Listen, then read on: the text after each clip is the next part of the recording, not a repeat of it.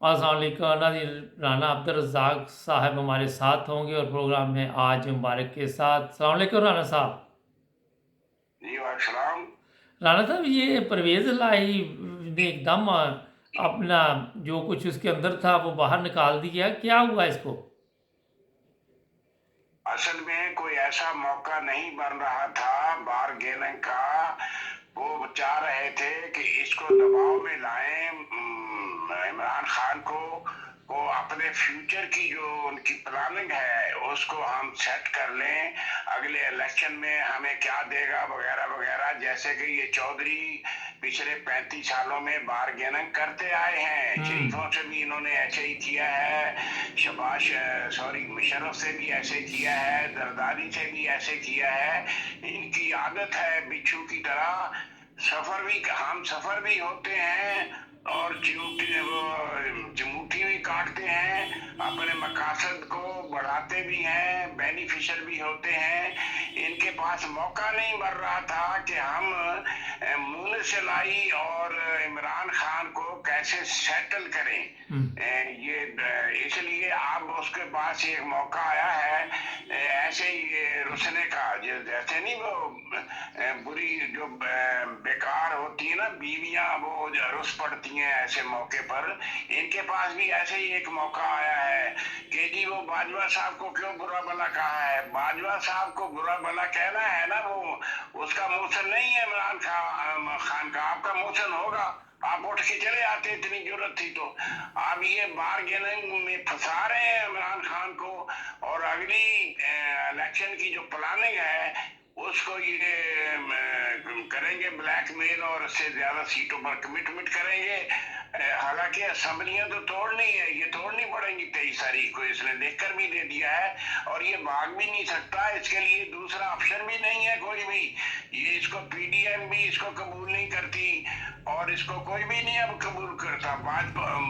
बाजवा साहब जो इनके अब्बा जी थे वो भी चले गए हैं। अब मुंह सलाई को चाहिए या अपने अब्बे को छोड़े, या ये परवेज लाई अपने अब्बे को छोड़े।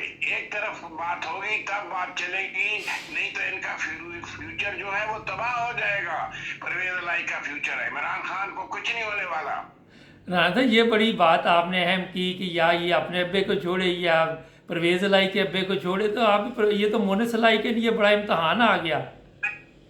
जी जी। है जी? अच्छा, ये बताइए कि इमरान खान जो आइंदा इलेक्शन होंगे वो भी ख्याल रखेगा कि इन लोगों से बच के निकले अब। नहीं नहीं, इमरान खान को इनके साथ कंप्रोमाइज करना पड़ेगा। हर बंदे से तो जान नहीं छुड़ाई जा सकती। इमरान खान के भी कई लोग तावन करने वाले साथी हैं ना, जिससे ये सिस्टम चलेगा। तो इसलिए इनसे कंप्रोमाइज करना ही पड़ेगा, और करना भी चाहिए। पंजाब में ये ठीक है, इनके साथ चलेंगे, ऐसी कोई बात नहीं। ऐसे इलेक्शन में ऐसे करना पड़ता है, इत्तेहाद करना पड़ता है। अच्छा राणा साहब, ये बताइए, कमर जावेद बाजवा तो चला गया, आप समझते हैं कि अभी भी उसका फौज पे असर रसूख है और ये परवेज़ इलाही जैसे लोगों के ऊपर है? बात यह है, सारी ताकत आपके मुल्क की फौज के पास है। हम्म। 75 सालों से फौज हुकूमत कर रही है आपके मुल्क में। आप लोग उस मुकद्दस गाय का नाम नहीं ले सकते थे। कोई खलाई मखलूक कहता था, कोई न्यूट्रल कहता था, कोई कुछ कहता था। असल में आपकी ताकत फौज है। इंडिया इसीलिए बात नहीं करता आपसे, कहता है असल ताकत तो फौज है, फौज से बात करनी चाहिए। वजीर आजम या सदर के पास कोई ताकत नहीं है। ये हकीकत को तस्लीम कर लें। फौज को तो सियासतदानों ने सर पे चढ़ा लिया है, और फौज इनके असाब पर सवार है। फौज के बगैर कोई लीडर नहीं आ सकता, ना कोई सदर बन सकता है, ना कोई वजीर आजम बन सकता है। फौज को आपको जेर करना होगा। इतनी ताकतवर सदर और वजीर आजम आ नहीं सकते हमारे यहाँ। इतना इखलाक जो है या इतना म्यार है ही नहीं सियासी लीडरों में कि वो फौज पर गलबा पा सके। इसलिए जब तक आप लोग इंसान नहीं बनते पाकिस्तान वाले, आप में वो करैक्टर नहीं आता इमरान खान वाला, आप लोग फौज को जेर नहीं कर सकते। फौज को जेर करने के बगैर आप मार्शल्लाह से बच नहीं सकते, फौज की ताकत से बच नहीं सकते।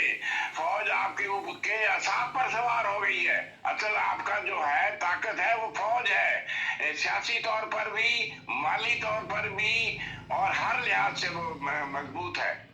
राणा साहब यहाँ पे कुछ लोग कहते हैं जनाब अगर फ़ौज गलत कर रही है फिर भी ना बोलें, सियासतदान गलत कर रहे हैं फिर भी ना बोलें। एक तरफ हमें ये तालीम दी जाती है कि सच बोलें, दूसरी तरफ जब सच बोला जाता है तो कहते हैं क्यों सच बोल रहे हैं।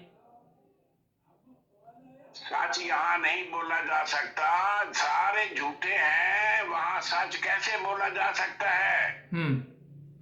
अच्छा, फिरौन की अदालत में कोई सच नहीं बोल सकता, या मूसा को गर्क होना पड़ेगा या फिरौन को गर्क होना पड़ेगा। अच्छा ये बताइए राणा साहब कि आप समझते हैं कि 23 तारीख के बाद कोई तब्दीली नजर आएगी?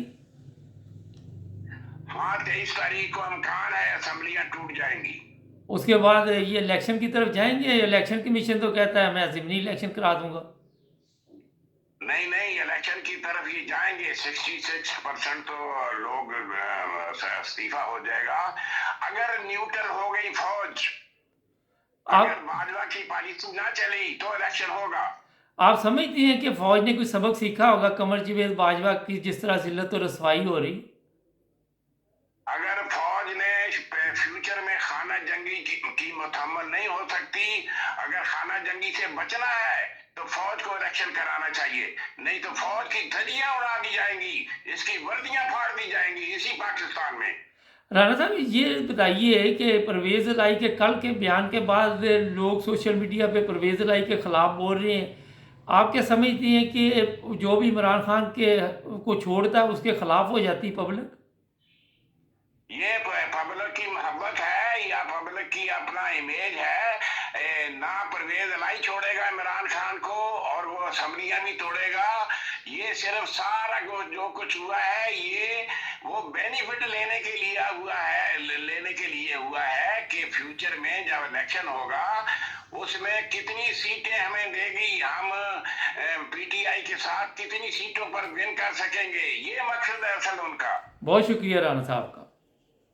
Thank you. नाज़रीन आजकल कुछ हमारे टेक्निकल मसाइल चल रहे हैं, मैं यूरोप में मौजूद नहीं हूँ, यूरोप के बाद बाहर इंटरनेट का बहुत बड़ा इशू चल रहा है। ये कहानी मैं आपको चंद दिन में सुनाऊंगा कि क्या वजह है और उसकी वजह भी एक झूठ ही है। हमारे चैनल को सब्सक्राइब करें, जुड़े रहें हमारे साथ, मिलेंगे नए प्रोग्राम में। अपना ख्याल रखें, अल्लाह हाफ़िज़।